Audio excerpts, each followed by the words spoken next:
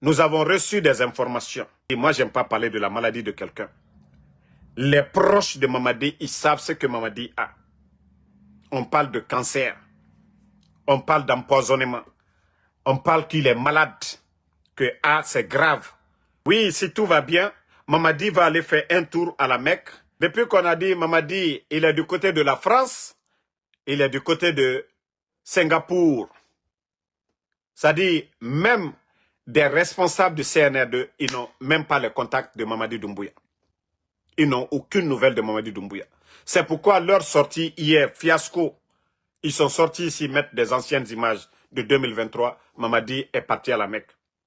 Je vous assure, s'il se retrouve très bien, il va vraiment effectuer une manière de prouver que oui, il a été à la Mecque. Ils vont le faire. Ils sont capables. Oui, si tout va bien, Mamadi va aller faire un tour à la Mecque. Il va faire son Umura.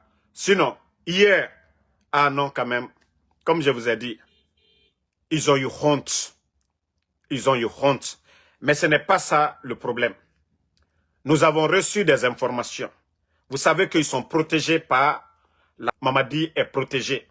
Mais comme je vous ai dit, moi, j'aime pas parler de la maladie de quelqu'un. Les proches de Mamadi, ils savent ce que Mamadi a. On parle de cancer. On parle d'empoisonnement.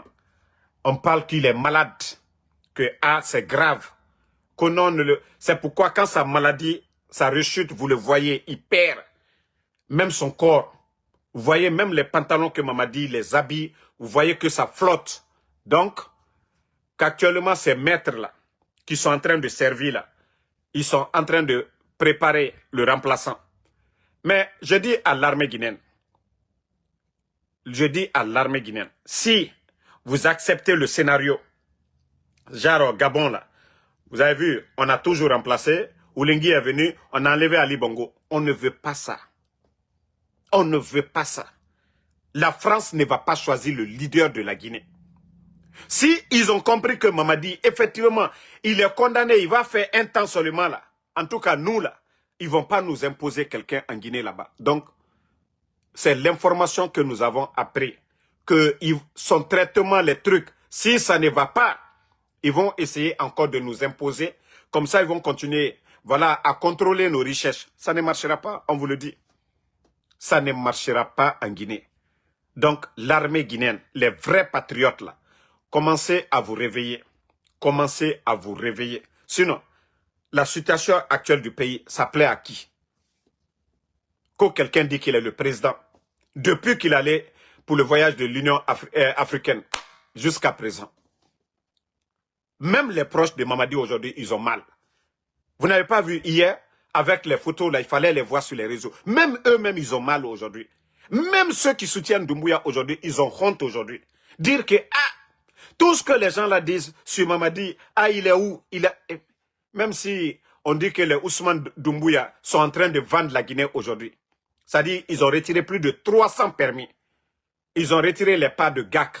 Ils sont en train de, eux aussi, ils sont en train de négocier des contrats. C'est-à-dire, c'est du jamais vu dans l'histoire de notre pays. Des individus, Mamadi ne contrôle absolument rien. Des individus autour de lui sont en train de vendre la Guinée aujourd'hui sous nos yeux. Vous voyez ce qui se passe du côté de Sigiri. Des Chinois qui ne respectent absolument rien dans les contrats. Mais parce que des individus sont là-bas en train de tromper Mamadi. En train de tromper Mamadi pour s'enrichir sur le dos des Guinéens. L'armée guinéenne continue à dormir. Hein? Vous savez...